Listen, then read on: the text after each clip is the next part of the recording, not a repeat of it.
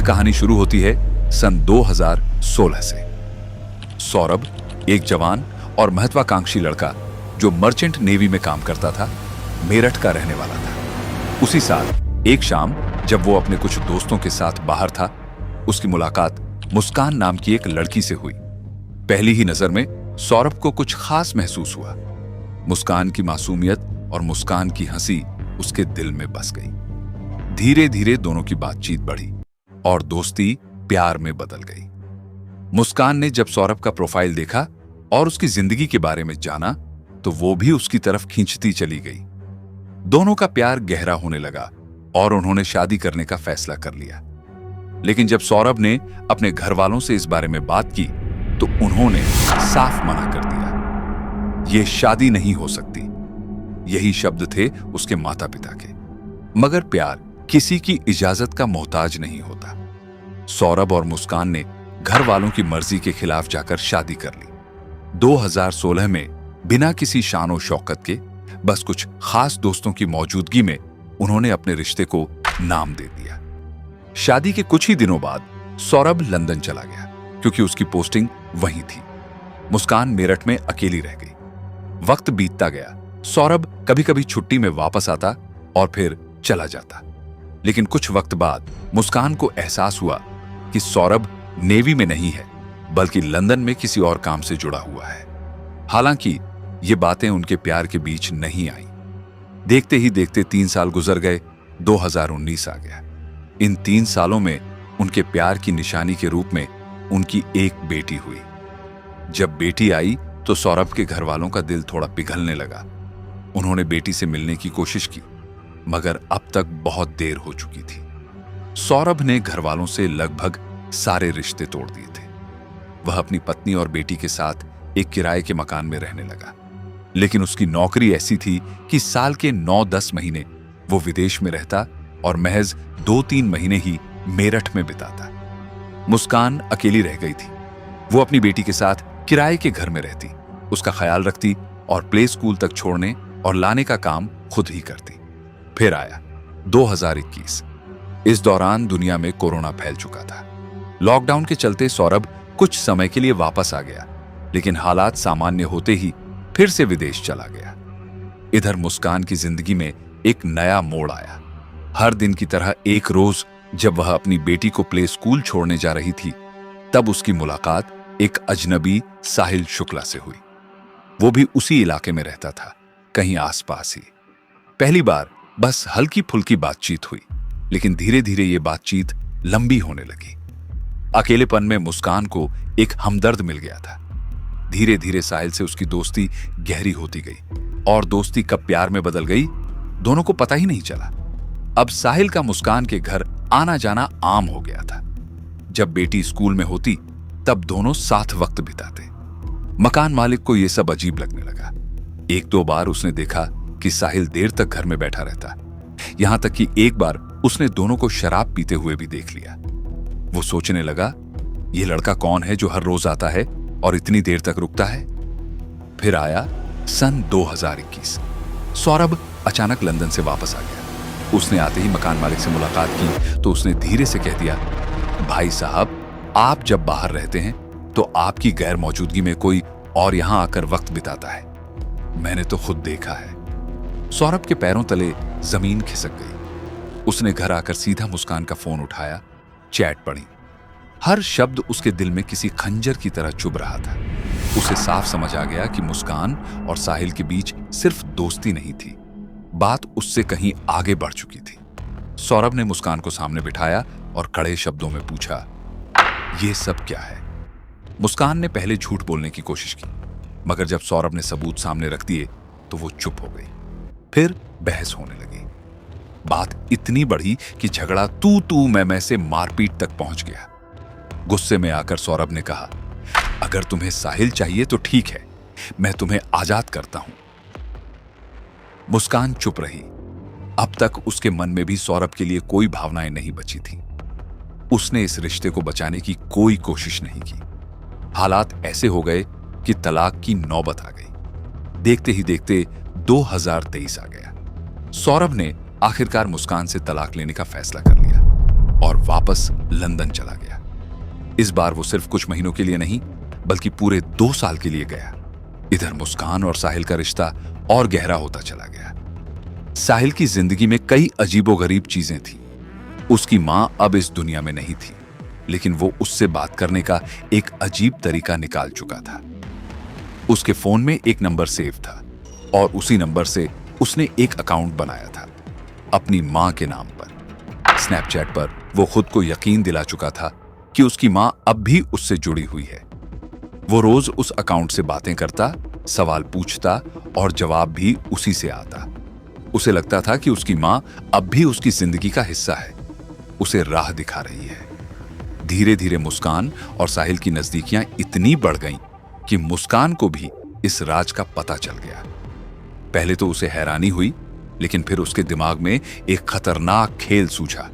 उसने अपने भाई के नाम पर एक नया सिम लिया और उससे एक नया स्नैपचैट अकाउंट बना लिया। अब वो उसी अकाउंट से साहिल को मैसेज करने लगी, लेकिन अंदाज वैसा ही था जैसे उसकी मां उससे बातें कर रही हो। स्नैपचैट मैसेज: बेटा, मुस्कान बहुत अच्छी लड़की है, तुम्हारी जिंदगी में आई है तो इसे मत खोना। वो तुम्हारा ख्याल रखेगी, तुम्हें कभी धोखा नहीं देगी, उसे हमेशा खुश रखना।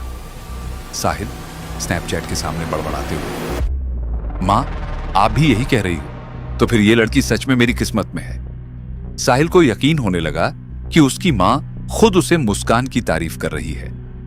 अब वो मुस्कान के प्यार में पहले से भी ज्यादा पागल हो गया। उसे लगा कि उसकी मां खुद चाहती है कि वो मुस्कान से शादी करे। इधर सौरभ पूरी तरह से मुस्कान की जिंदगी से बाहर निकल चुका था। 2023 में तलाक की नौबत आने के बाद वो लंदन चला गया और इस बार वो 2 साल तक लौटकर नहीं आया। उधर स्नैपचैट ने साहिल और मुस्कान को और करीब ला दिया था। अब हालत ये हो गई कि साहिल के लिए मुस्कान से दूर रहना नामुमकिन हो गया था। एक दिन उसने गुस्से में कहा, तुम सौरभ से तलाक लो और मुझसे शादी करो। मुस्कान ने उसकी बात सुनी, मगर ठंडी आवाज में बोली, तलाक लेने से क्या होगा? सौरभ फिर भी आसपास रहेगा, कुछ ना कुछ परेशानी खड़ी करेगा। अब साहिल के दिमाग में कुछ और ही चल रहा था। उसने मुस्कान की आंखों में देखा और धीरे से फुसफुसाया, तो रास्ता साफ करने का एक ही तरीका है, सौरभ को खत्म कर दो। मुस्कान सिहर गई। उसने साहिल की आंखों में देखा, वो मजाक नहीं कर रहा था। क्या तुम सच कह रहे हो? मुस्कान की आवाज धीमी मगर हैरानी से भरी थी। साहिल ने मुस्कुराते हुए कहा, हां, अगर वो जिंदा रहेगा तो हमारी जिंदगी बर्बाद कर देगा। इसे एक फिल्मी डायलॉग मत समझो, ये करने का टाइम आ गया है। पहले मुस्कान को यह सुनकर झटका लगा, मगर फिर साहिल की बातों में आकर उसने भी तय कर लिया, अगर सौरभ नहीं रहेगा तो हमारी जिंदगी आसान हो जाए। अब बस उन्हें सही मौका चाहिए था। साहिल के चेहरे पर अब एक अलग ही खुशी थी। उसे लग रहा था कि अब मुस्कान सिर्फ उसकी होगी, दोनों शादी करेंगे, एक साथ जिंदगी बिताएंगे। मगर इसके लिए सौरभ को रास्ते से हटाना जरूरी था। अब बस इसे अंजाम देने की देरी थी। दोनों ने प्लानिंग शुरू कर दी। सबसे बड़ा सवाल था, कत्ल कैसे होगा? मुस्कान और साहिल ने गूगल पर सर्च करना शुरू किया। अलग अलग तरीके पढ़े, वीडियो देखे, मगर हर बार कुछ न कुछ अधूरा लग रहा था। फिर फैसला हुआ कि पहले सौरभ को बेहोशी की दवा दी जाएगी, फिर चाकू से वार कर दिया जाएगा।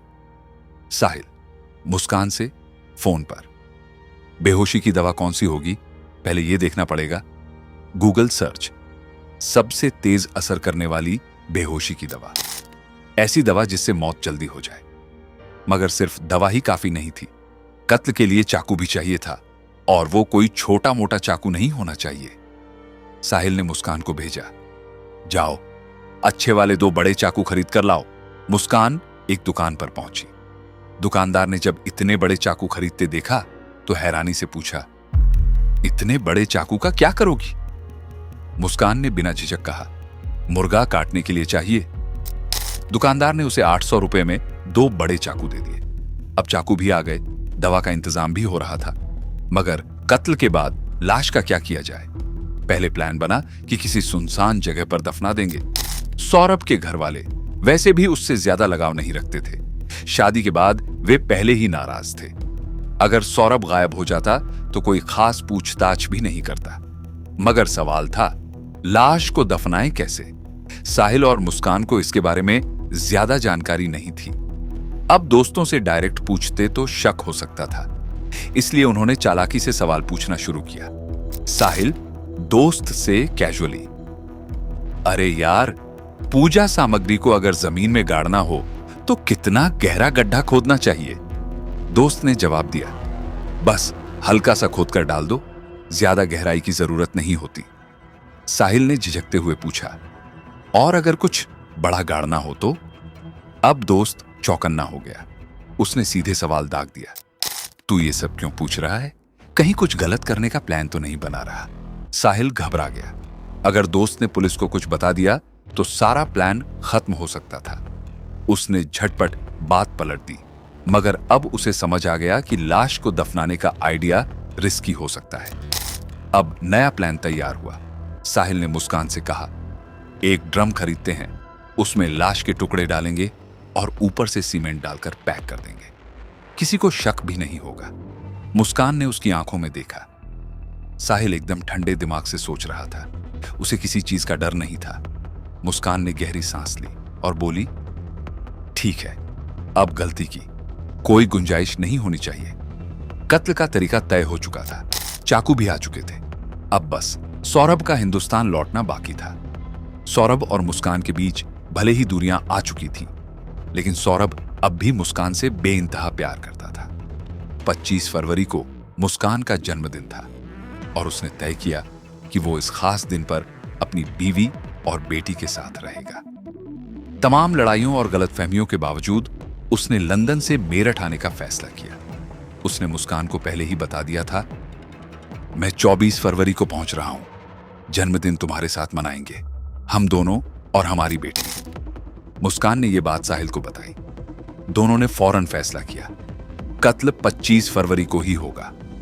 प्लान साफ था, शराब में बेहोशी की दवा मिलानी है, सौरभ को पिलानी है और जब वो बेहोश हो जाए तो चाकू से वार कर देना है।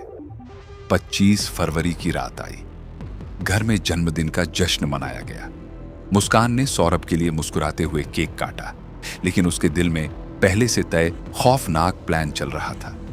जैसे ही रात बढ़ी, मुस्कान ने शराब में बेहोशी की दवा मिला दी। अब बस इंतजार था कि सौरभ इसे पी ले और बेहोश हो जाए। लेकिन सौरभ हंसते हुए, आज नहीं पीऊंगा। मुस्कान का चेहरा उतर गया। पूरी साजिश नाकाम हो गई।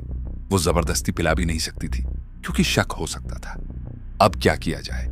सौरभ इस बार बच गया था। अगले दिन मुस्कान और साहिल फिर मिले।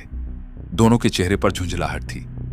अब क्या करें? थोड़ी देर सोचने के बाद साहिल बोला, 3 मार्च यही सही मौका है। 3 मार्च क्यों? क्योंकि उसी दिन उनकी बेटी का 2nd क्लास का आखिरी एग्जाम था। मुस्कान की प्लानिंग थी कि जैसे ही पेपर खत्म होगा, वो अपनी बेटी को अपनी मां के पास भेज देगी। तब घर में सिर्फ पति पत्नी होंगे। कत्ल करना आसान होगा। 3 मार्च आ गया। स्कूल में बेटी का एग्जाम खत्म हुआ। मुस्कान ने उसे अपनी मां के घर छोड़ दिया।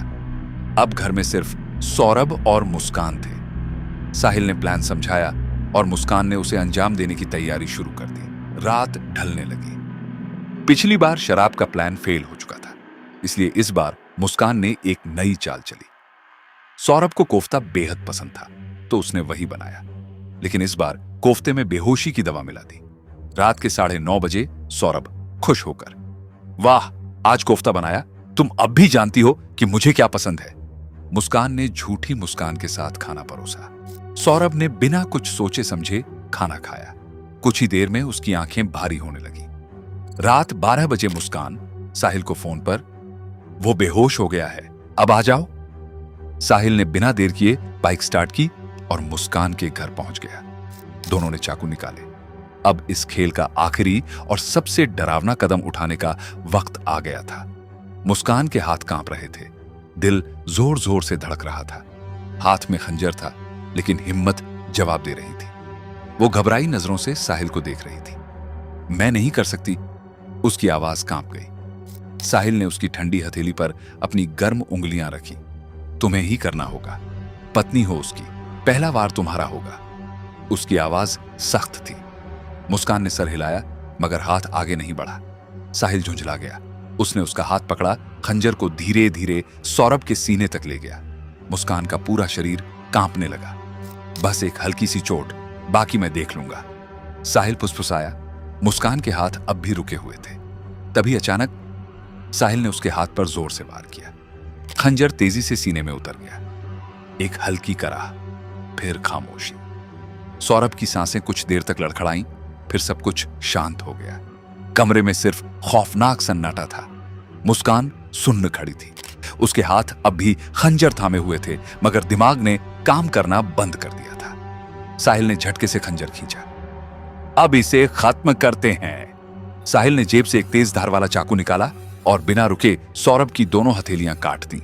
खून फर्श पर बहने लगा। मुस्कान कांपते हुए दीवार से सट गई। उसकी आंखें फैल गईं। साहिल को कोई झिझक नहीं थी। उसने गर्दन पकड़ी और एक झटके में सिर अलग कर दिया। मुस्कान की रूह कांप गई, मगर अब पीछे हटने का कोई रास्ता नहीं था। पहले से खरीदे गए 2 बैग कमरे में रखे थे। एक बैग में सिर और दोनों हथेलियां डाली गईं, दूसरे में सौरभ का धड़।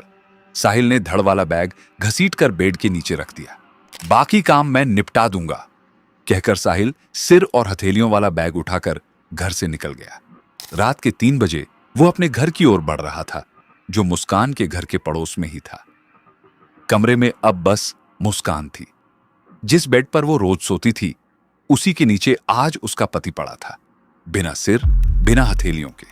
वो लेटने की कोशिश कर रही थी, मगर आंखें बंद होते ही खून से लथपथ सौरभ का चेहरा दिखता। सांसें तेज हो गईं, घबराहट बढ़ने लगी। कमरे में उसे एक अजीब सर्द एहसास होने लगा। मैं यहां अकेले नहीं रह सकती, मुझे डर लग रहा है। उसने हड़बड़ाते हुए साहिल को फोन लगाया। डर लग रहा है? साहिल हंसा। तो मेरे घर आ जाओ। मुस्कान को और कुछ नहीं सूझा। वो कांपते हुए बाहर निकली, सड़क पार की और साहिल के घर के दरवाजे तक पहुंची। रात का सन्नाटा था। सिर झुकाकर वो अंदर चली गई। सुबह सूरज की किरणें कमरे में दस्तक दे रही थीं, मगर अंदर एक अजीब सा सन्नाटा पसरा था। साहिल और मुस्कान गहरी नींद में थे, जैसे कुछ हुआ ही ना हो। लेकिन हकीकत कुछ और थी। जैसे ही साहिल की आंख खुली, उसने तुरंत बैग उठाया और अपने घर चला गया। कुछ घंटों बाद वो वापस आया। चेहरे पर वही ठंडा सन्नाटा था। अब काम खत्म करना है, उसने मुस्कान से कहा। कैसा काम? मुस्कान सहम गई। सीमेंट लेकर आओ। मुस्कान चुपचाप मार्केट गई और एक बोरी सीमेंट लेकर आई, लेकिन साहिल ने सिर हिलाया। एक से कुछ नहीं होगा, और लेकर आओ। वो फिर गई, दूसरी बोरी सीमेंट लेकर आई। साहिल ने दरवाजा अंदर से बंद किया।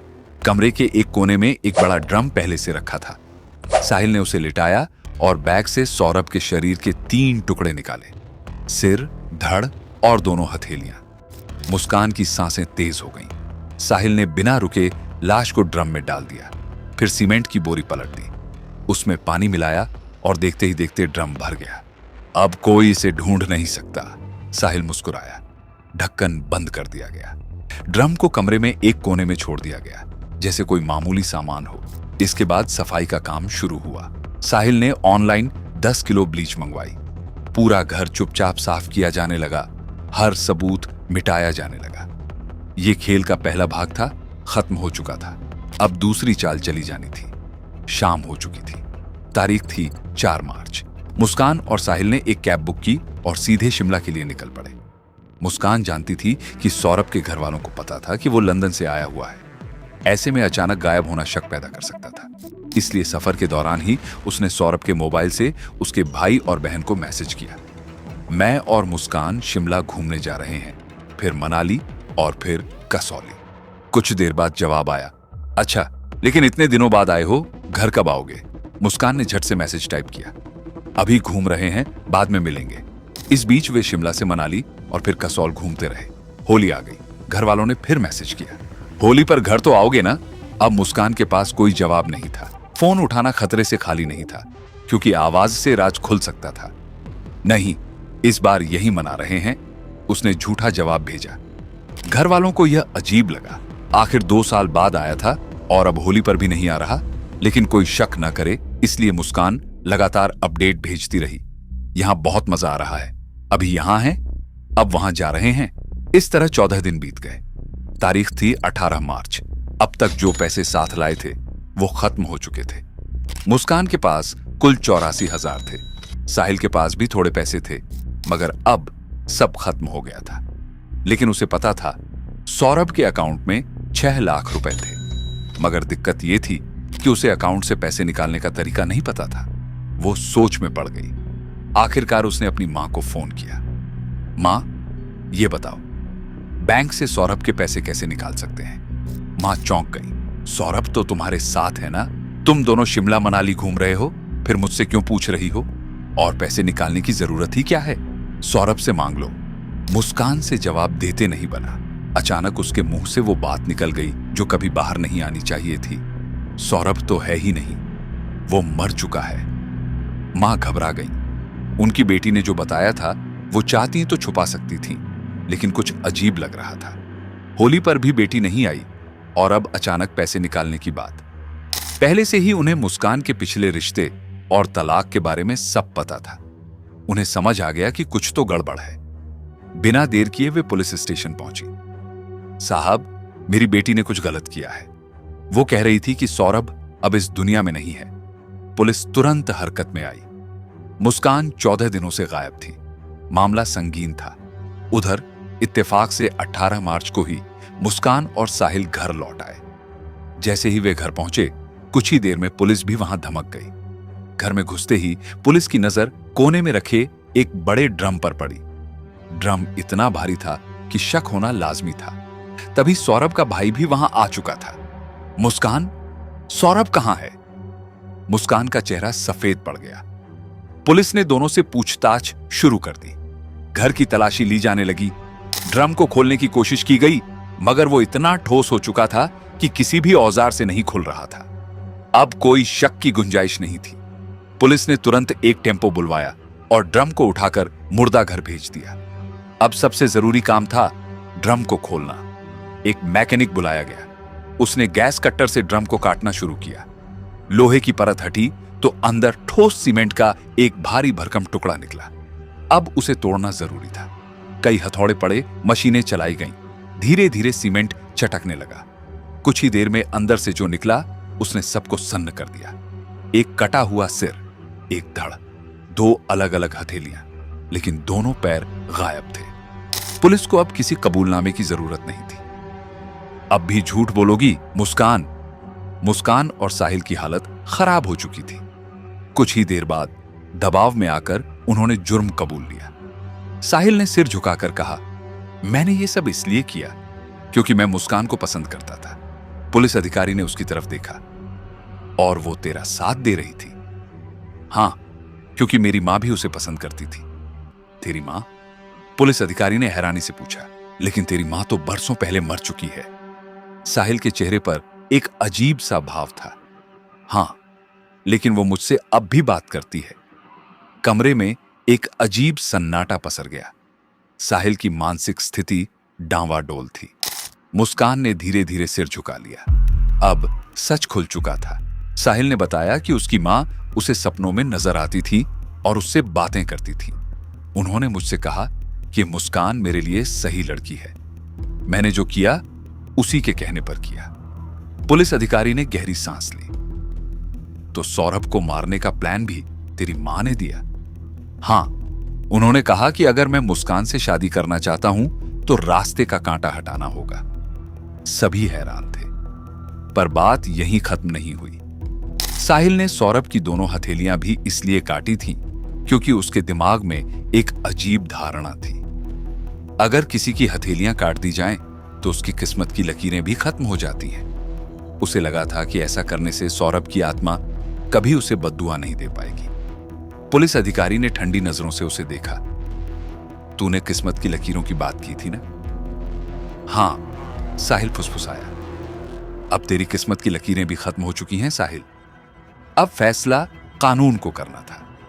दोनों के चेहरे पर अपराध बोध झलक रहा था, लेकिन मुस्कान की आंखों में अब भी एक अजीब सी ठंडक थी। तुम्हारा पति तो तुम्हें तलाक देने वाला था, फिर कत्ल क्यों किया? इंस्पेक्टर ने मुस्कान से पूछा। मुस्कान हल्का सा मुस्कुराई और बोली, मैंने कभी साहिल से शादी करने के बारे में सोचा ही नहीं था। वो बस एक अच्छा साथी था जिसके साथ मैं वक्त बिता रही थी। इंस्पेक्टर ने घूरते हुए साहिल की तरफ देखा। तो तुमने सौरभ का कत्ल क्यों किया? साहिल की आंखों में पछतावे की हल्की परछाई आई, मगर वो खुद को समझाने की कोशिश कर रहा था।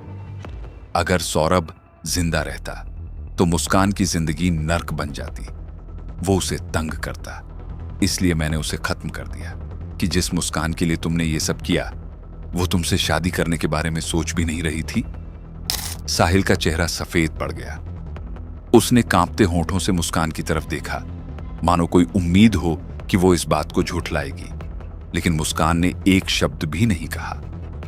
कुछ देर की खामोशी के बाद इंस्पेक्टर ने कहा, अगर ये राज थोड़ी देर से खुलता और तुम मुस्कान पर शादी के लिए दबाव डालते तो क्या अगला कत्ल तुम होते?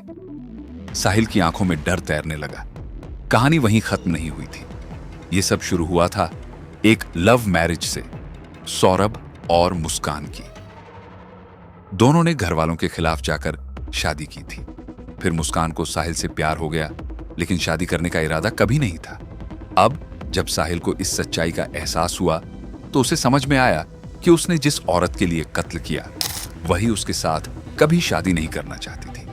अगर यह कत्ल छुपा रहता तो शायद कुछ समय बाद साहिल ही अगला शिकार बन जाता। लेकिन इससे पहले कि यह पार्ट 3 शुरू होता, कानून ने इस खेल का पर्दाफाश कर दिया। और उस बच्ची का क्या? किसी ने पीछे से सवाल किया। जिस मासूम को इस दुनिया में पिता का प्यार तक नसीब नहीं हुआ, उसकी मां ने खुद ही उसे अनाथ बना दिया। अब उसकी दुनिया सिर्फ 4 दीवारों तक सिमट गई थी। मां उम्र कैद की सजा काट रही थी और पिता इस दुनिया में था ही नहीं। इंस्पेक्टर ने गहरी सांस लेते हुए कहा, बुरे काम का नतीजा कभी अच्छा नहीं होता। काश लोग अपराध करने से पहले यह सोच पाते तो क्राइम रेट अचानक गिर जाता। मगर अफसोस, सोचता ही कौन है।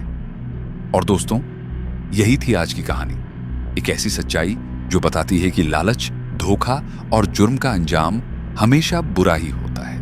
अगर इंसान क्राइम करने से पहले एक पल के लिए ठहर कर सोच ले तो शायद ऐसी कहानियां बनती ही नहीं।